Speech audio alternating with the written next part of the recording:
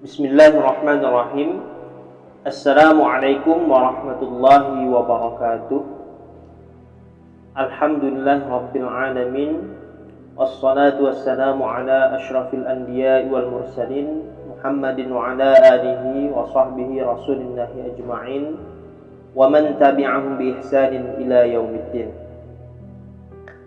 Sahabat sekalian yang dirahmati Allah Subhanahu wa taala, beberapa hari yang lalu atau tepatnya pada hari Jumat 27 Mei pukul 10:15 waktu Indonesia Barat, kita mendengar kabar duka, yakni wafatnya sang guru bangsa, Profesor Dr. Haji Ahmad Syafi'i Ma'arif atau akrab disapa dengan sebutan Buya Syafi'i Ma'arif. Inna lillahi wa inna ilaihi raji'un. Semoga Allah merahmati beliau dan menempatkan beliau di tempat terbaik di sisinya. Sahabat sekalian yang dirahmati Allah Subhanahu wa taala, dalam kesempatan ini saya ingin sedikit bercerita tentang pengalaman saya ketika bertemu langsung dengan Buya Syafi'i Ma'arif. Cerita ini juga sudah pernah saya tuliskan dan dipublikasikan di suaramuhammadiyah.id bertepatan dengan hari milad beliau yang ke-85 tanggal 31 Mei 2020. Ahmad Syafi'i Ma'arif atau akrab disapa dengan panggilan Buya Syafi'i Ma'arif lahir di Sumpur Kudus, Sumatera Barat 31 Mei 1935. Ketika itu pada tahun 2020 usia Buya Syafi'i Ma'arif 85 tahun. Meskipun sudah memasuki batang usia yang ke-85 tahun, Buya Syafi'i ketika itu masih tetap terlihat sangat energik. Saya pernah mendengar tuturan dari salah seorang yang dekat dengan Buya Syafi'i, yaitu Ustadz Erik Taufani, bahwa ketika Buya Syafi'i ditanya, "Buya, apa rahasianya kok masih tetap terlihat energik seperti orang muda, padahal usia sudah tidak lagi muda?" Lalu Buya Syafi'i menuturkan, rahasianya adalah banyak-banyak membaca, merenung, dan menulis. Jadi rahasia awet muda Buya Syafi'i adalah membaca, merenung, yakni berpikir, dan menulis. Nah, ini juga sering beliau sampaikan bahwa kalau kita tidak mau menjadi pikun pada usia yang tua, maka banyak-banyaklah membaca, berpikir, dan menulis. Semoga saja ketiga hal itu menjadi tabiat atau kebiasaan kita semua sepanjang hayat. Sahabat sekalian yang dirahmati Allah Subhanahu wa taala, pada tahun 2015 lalu, untuk pertama kalinya saya ke rumah Buya Syafi'i Ma'arif di Nogotirto, Sleman. Pada waktu itu, tepatnya hari Jumat, saya bersama Ustadz Erik Taufani ditugaskan oleh pihak Takmir Masjid Islamic Center Universitas Ahmad Dahlan Yogyakarta untuk menjemput Buya Syafi'i di rumahnya, karena pada hari itu beliau akan mengisi khutbah Jumat di Masjid Islamic Center Universitas Ahmad Dahlan. Sekitar pukul 10 waktu Indonesia Barat, kami sudah bertolak ke rumah Buya Syafi'i dengan menggunakan mobil Avanza berwarna hitam dan berlogo UAD. Tibanya di rumah Buya Syafi'i, terlihat beliau sedang berdiri memegang sapu membersihkan beranda depan rumahnya. Kami pun keluar dari mobil dan menyapa Buya Syafi'i. Tiba-tiba Buya Syafi'i berkata, "Kok pagi sekali Erik jemputnya?" "Ya sudah, saya siap-siap dulu," lanjut Buya Syafi'i. Kami pun menunggu Buya Syafi'i bersiap-siap. Sebenarnya kami memang sengaja agak awal menjemput Buya Syafi'i supaya bisa berlama-lama bersama beliau. Setelah Buya Syafi'i selesai, kami pun langsung berangkat menuju Masjid Islamic Center Universitas Ahmad Dahlan. Di dalam mobil, saya diperkenalkan kepada Buya Syafi'i oleh Ustadz Erik. Ini yang nyetir namanya Mas Rauf Buya. Mas Rauf ini juga sebagai musyrif di pesantren mahasiswa Kiai Haji Ahmad Dahlan, Universitas Ahmad Dahlan, tutur Ustadz Erik. Kemudian Ustadz Erik melanjutkan, Mas Rauf ini sudah mengkhatamkan memoir seorang anak kampung, Buya. Mendengar itu pun Buya senyum-senyum saja. Nah, memoir seorang anak kampung itu merupakan karya autobiografi yang ditulis oleh Buya Syafi'i sendiri tentang riwayat hidupnya. Luar biasa.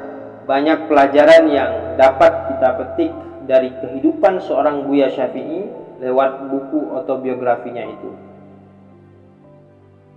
Setelah saya diperkenalkan ke Buya Syafi'i, lalu Buya Syafi'i bertanya kepada saya perihal kuliahnya di mana, kemudian jurusannya apa, dosennya siapa, dan seterusnya. Sahabat sekalian yang dirahmati Allah Subhanahu wa Ta'ala, ketika sedang dalam perjalanan menuju ke Masjid Islamic Center UAD itu, Buya Syafi'i berkata, sebelum ke masjid kita mampir makan dulu. Karena memang masuknya waktu sholat Jumat masih agak lama, kami pun mengikuti saja keinginan beliau mampir makan terlebih dahulu. Warung makan yang kami tuju adalah warung makan Kupat Tahu Magelang di sekitar Imogiri Barat, tidak jauh dari lokasi Masjid Islamic Center UAD. Kami pun memesan 3 piring kupat tahu. Sambil menikmati makan, tiba-tiba Buya Syafi'i berbisik kepada kami, sepertinya orang-orang mengenal saya. Benar saja, tidak lama kemudian orang-orang yang makan di situ bergantian meminta foto bersama Buya Syafi'i Ma'arif. Saya dan Ustadz Erik pun diminta tolong jadi fotografer dadakan oleh para pengagum Buya Syafi'i Ma'arif itu. Nah, kita tahu bahwa Buya Syafi'i adalah seorang tokoh bangsa. Jadi siapa yang tidak mengenalnya? Semua orang mengenal dan mengagumi sosoknya. Beliau adalah sosok yang sangat menginspirasi. Jadi tidak heran banyak orang yang ingin mengabadikan momen-momen saat bertemu dengan Buya Syafi'i Ma'arif. Setelah selesai makan, kami langsung bertolak lagi ke Masjid Islamic Center Universitas Ahmad Dahlan. Sahabat sekalian yang dirahmati Allah Subhanahu wa Ta'ala, setelah seluruh rangkaian ibadah sholat Jumat selesai, kami masih bertugas untuk mengantarkan Buya Syafi'i pulang ke rumahnya. Kali ini bertambah 1 personil yang ikut dalam mobil kami untuk mengantar Buya Syafi'i, yaitu Mas Aji. Mas Aji ini adalah sahabat kami di pesantren mahasiswa Kiai Haji Ahmad Dahlan, Universitas Ahmad Dahlan. Ketika itu Ustadz Erik sebagai kepala asrama putra pesantren mahasiswanya, sementara saya dan Mas Aji saat itu sebagai musyrif di pesantren tersebut. Seperti biasa, di dalam mobil Ustadz Erik juga memperkenalkan Mas Aji kepada Buya Syafi'i. Setelah lebih kurang menempuh waktu setengah jam perjalanan, mobil yang kami kendarai tiba di rumah Buya Syafi'i. Sebelum turun, terlihat tangan Buya Syafi'i merogoh ke dalam saku bajunya. Ternyata Buya Syafi'i mengambil sebuah amplop yang diberikan pihak takmir Masjid Islamic Center UAD kepadanya seusai melaksanakan rangkaian ibadah Jumat tadi. Lalu Buya Syafi'i memberikan amplop itu kepada Ustadz Erik. Erik, ini ambil, dibagi bertiga ya, tutur Buya Syafi'i. Beliau pun langsung turun dari mobil dan mengucapkan salam. Setelah Buya Syafi'i turun dari mobil dan masuk ke dalam rumahnya, kami pun langsung meninggalkan kediaman Buya Syafi'i Ma'arif. Di dalam mobil, Ustadz Erik bercerita kepada saya dan Mas Aji, Buya itu memang begitu. Sering sekali ketika menjadi narasumber dalam suatu acara, honorarium yang diberikan oleh penyelenggara untuknya selalu saja dibagikan buat yang menjemput dan mengantarnya. Demikian tutur Ustaz Erik. Mendengar hal itu, saya dan Mas Aji pun manggut-manggut saja, penuh kagum dan senang sekali ketika itu dapat rezeki anak saleh dari orang yang saleh pula.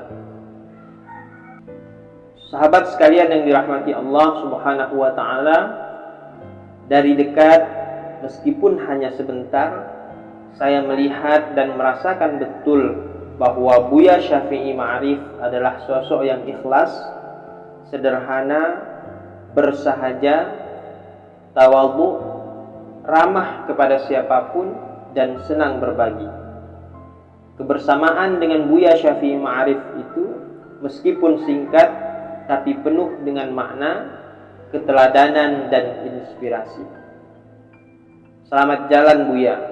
Semoga rahmat Allah senantiasa menyertai Buya.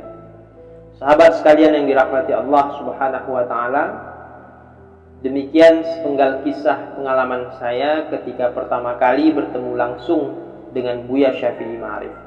Semoga kisah ini dapat memberikan manfaat kepada kita semuanya. Billahi fi sabilil haq fastabiqul khairat. Wassalamualaikum warahmatullahi wabarakatuh.